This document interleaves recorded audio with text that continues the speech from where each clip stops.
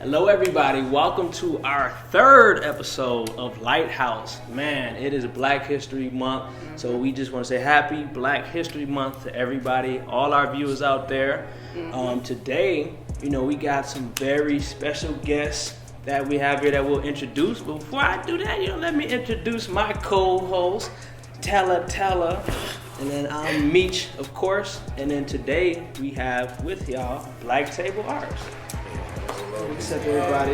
Yes. We'll do like a quick introduction of each member. Hey y'all, I'm Kino. I'm the founder and director of Black Table Arts. My name is Alfred. I'm the director of operations, Black Table Arts. My name is Sanez. I am the program assistant for Black Table Arts. All right. Well, first, we want to just say thank you for allowing us in your space. It is a beautiful space. If you get a chance to come to Black Table Arts, please do. I'm going to let y'all say the address because this y'all space, but also because I can't remember it off the top of my head, and that's okay because we all here together. With this new beautiful space, can you talk a little bit about how you came to get this space? Yeah, for sure. So Black Table Arts is a arts organization that's been doing deep work in the Twin Cities for 6 years. Really at the sort of crossroads of civic engagement, community organizing, and artistic craft, and gathering Black communities on various scales to really think about what's the link between artistic practice and community organizing, and how does art keep the sort of enthusiasm of social movement alive. So we've been doing that work in the Twin Cities for 6 years. And during the uprising, a lot of attention, a lot of spotlight was given to the Twin Cities, to Black orgs doing good work. And within that sort of momentum, this space is a way to sort of deepen the work that we've been doing.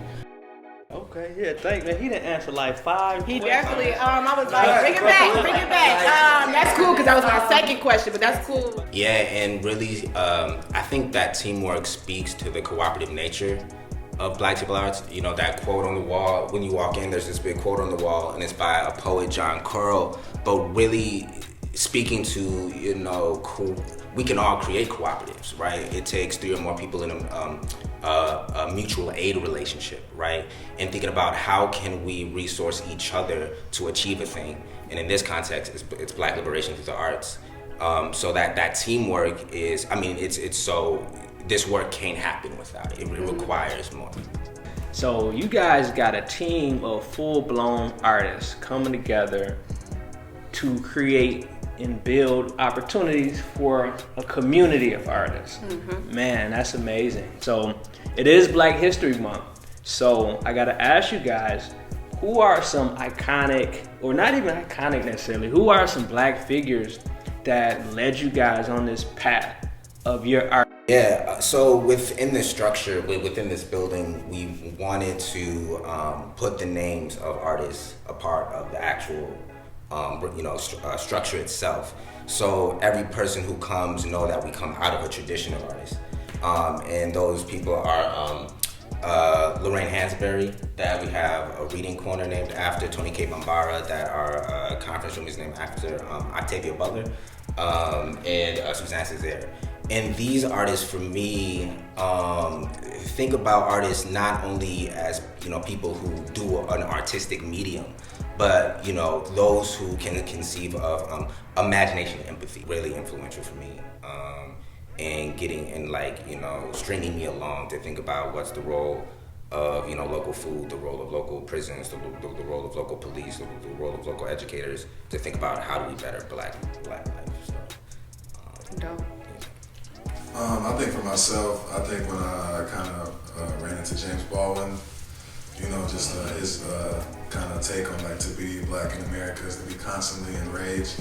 And I've kind of had that rage as a kid, my situation being very similar to George, and losing my father, to police violence, and very close to where George lost his life. It's 20 years later. So I feel just that situation, it kind of kind of was like, it clicked for me and made my like rage feel validated, and like the angry kid that's always going to be like a piece of me, it gave it like validation.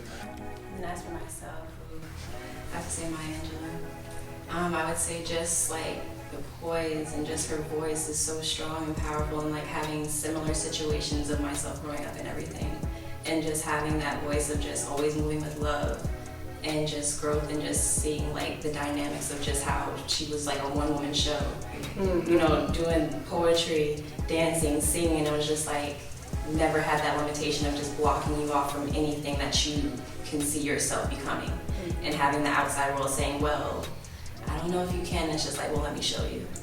And that whole dynamic, I feel like it's something, especially within the Black community, especially for young Black women, young Black girls, just growing and having that just voice of saying you can too. And something that's slept on, but it's very much so needed. And as things have been going on, and like I would say like abductions and all that stuff, and just things being swept under the rug, it's like it's heartbreaking. And it's just like having to pull that back and saying we still are a people as well. We're still of importance, and so much more deeper things of that. And just Maya is just the embodiment of just a powerful Black woman. It's just like, that's my imaginary grandma. So I just like, just getting those words of wisdom, and it's like, okay, that helps me get out of bed in the morning. So it's like, that's for me. Thank you guys for sharing. I definitely appreciate all your answers. I'm sure Meech feels the same. And then kind of since we're on this topic of Black history, how do you want either, Black table arts or your own, personal visions to impact Black history? Like, how do you see yourself in the way of history? Yeah, that's a really good question. Right. That's a really good question. Thank you. Is it the best? I mean, I think like coming out of a country that used to outlaw like the gatherings of 3 or more Blacks in public, I would love for Black table arts in this space to be a hub and a home for Black joy. One of my favorite writers, Fred Moen, says the only way to protect joy is to practice it. So this being a place where we can practice joy.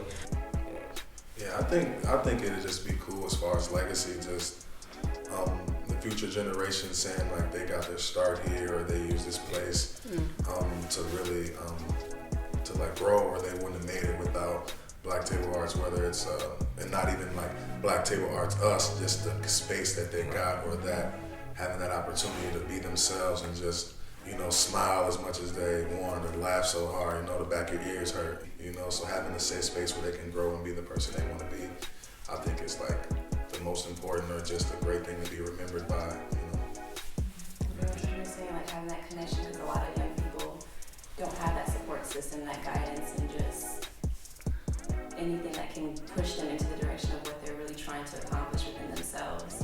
And having Black table arts, I feel like having this resource can connect them and allow them to grow within their own craft, and connecting with others that may be in a similar field or something outside of that, and then just branching out and just being within that collective space of just that energy. It just makes you want to create, makes you want to get outside the box and think differently, versus being, crept in and everything. So I feel like Black table arts is definitely that space to just come on in and chill. Like you said, smile. Let's chill for a little bit, kick it. But also, like, get some important things addressed, because, like, with everything happening as well, you have to have that voice and have that, support of, like, this is what we're doing, this is how we're going to do it, and we're going to execute it. And if you don't have that support system, some people may not know where to start, where to begin, how to start that conversation. So I feel like this is a good spot to start that. Yeah, okay, dope. I like y'all. But before we conclude this discussion, so what's some final thoughts for you guys that you want to leave our audience with, that they should know about you guys? Yeah, I mean, I think just like on a simple note, come by, say hi. We're gonna be here. It's 3737 Minnehaha, South Minneapolis. A pay what you can cooperative, and then you get really this full facility to see your people, to be with your people. We're gonna have a bookstore active. We're gonna have a recording studio. And it's really all in the name of Black life and Black celebration. And it's a space where you can also get a deep education to learn about the local history of Black resistance, Black life, with and how to connect with Black artists locally, but around the country as well. So That's it. And then where can they find you guys? I know you said it, but just to reiterate, where can they find Facebook, you? I believe it's Black Table Arts Co-op. Instagram, I believe it's Black Table Arts. And at blacktablearts.com, you can sign up for a membership under the membership tab. And yeah, just stay tuned to us on social media. We're going to have a lot of things coming that we're kind of bringing to the community to highlight a lot of people here locally. Thank you guys so much for tuning into LightHouse. I am your host, Tella, with host Meech and Black Table Arts.